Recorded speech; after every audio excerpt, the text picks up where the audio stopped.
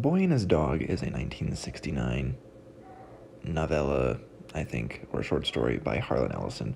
It was actually originally a short story in New Worlds, and it was expanded to a novella in the same year and included in Ellison's collection The Beast That Shouted Love at the Heart of the World. This is a post-apocalyptic setting resulting from, well, alternate history, I guess is what we call it now. And it diverges at the assassination of JFK, who survives in this world. The space race loses steam, and robotics and animal intelligence and telepathy are developed instead. The Cold War results in World War III, which is more conventional than, normally wondered at. But it happens in 2007, and then World War IV follows, only lasting a few days, but it leaves the world desolate and...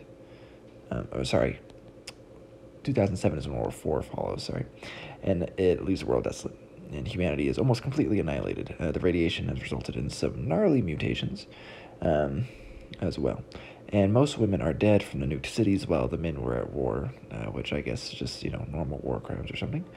Our protagonists are Vic, a boy I've seen described as amoral, and his dog, Blood. They share a telepathic bond, and if it isn't immediately obvious, this is said to have inspired the Fallout series of games.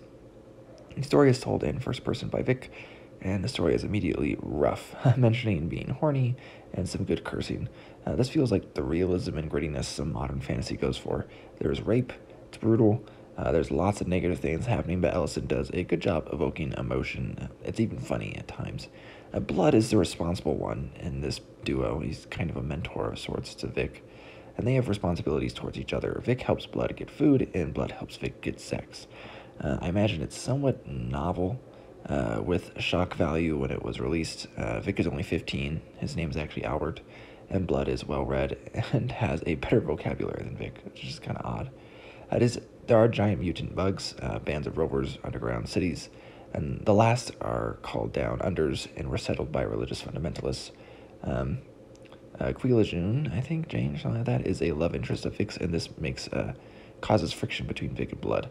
This won the 1969 novella Nebula and was nominated for 1970 Hugo novella, losing to Fritz Leiber's Ship of Shadows, which I actually read shortly before this. And I actually do like Ship of Shadows more than this, but it is considered only the first part of 3 by Ellison. The other parts are Eggsucker and Run Spot Run, and these combined form a book called Blood's Rover. They're from 1977 and 1980, respectively, those later stories. So I actually read this at the very end of 2023, the very last day. I thought it would take me longer and I'd finish it the first day of 2024, because that's when the story takes place, actually, is 2024. While enjoyable, it is certainly dark, and the sex and violence likely appeal more to others than they did to me, but it does have an interesting post-apocalyptic dystopian setting, and parts of the story are definitely interesting, and it's short enough to not really be a waste of time anyhow. This was the first Ellison I'd actually read, though since then I have now read I Have No Mouth and I Must Scream, which I did enjoy more, actually, though I probably won't make a separate review for that. Anyways, Liam from Liam's Lyceum, I will catch you next time.